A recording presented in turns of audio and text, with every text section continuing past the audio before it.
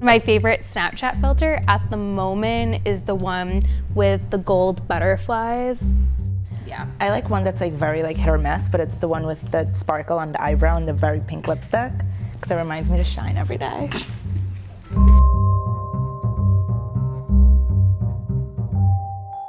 This is Stephanie Guzman. She is the 2010 and 2011 New York Wiki Scholarship recipient. And one thing I love about Steph, among so many things, is that she is really inspiring and a true go-getter. This is Taylor Trudon, ta-da! And she's a 2009 and 2010 New York Wiki Scholarship winner and co-mother hen for like the last 4 or 5 years, I want to say. That's crazy. There is a lot that I love about you. I love like your youthfulness and like how cool you are. You are definitely the coolest person I know. No, I'm not. Totally are. I would say social media is definitely my power tool. If you know me, I'm very obsessed with Twitter and Snapchat and Instagram. I really believe social media is an amazing tool to amplify your voice and to spark conversations and destroy stigmas, among other things. When I think of power tool, I think of like what's gonna help me through the day, like what's gonna be like my sidekick. Coffee. And so it's, what? Is it coffee? Well, that goes without saying. Like it's like morning, day, and night. But I think to keep me like organized and like know what I need to do and like a reminder, I always keep a post-it note on the back of my phone. You need to get stuff done. It would be to maybe be more of an advocate for myself, because I think that, you know, I was very much a small fish in a big pond when I first started out in my first job, and I think I was really intimidated by the people that I was working with who were really talented and really smart. And I think that there were times where I felt like this, and I still feel like this sometimes today.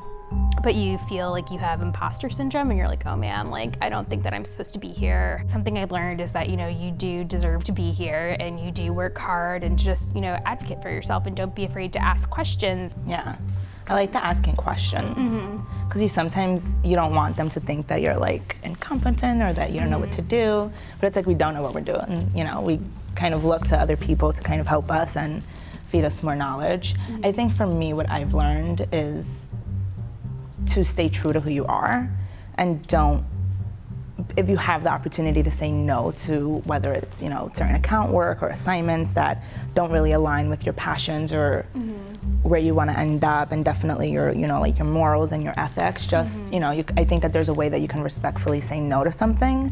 And it doesn't come easy, but after a while, if you get pushed into a lot of work that you don't feel comfortable or passionate about, it affects your work quality. One of the things that I tell high school students and college students is that you don't need to land your dream internship to get started in your career.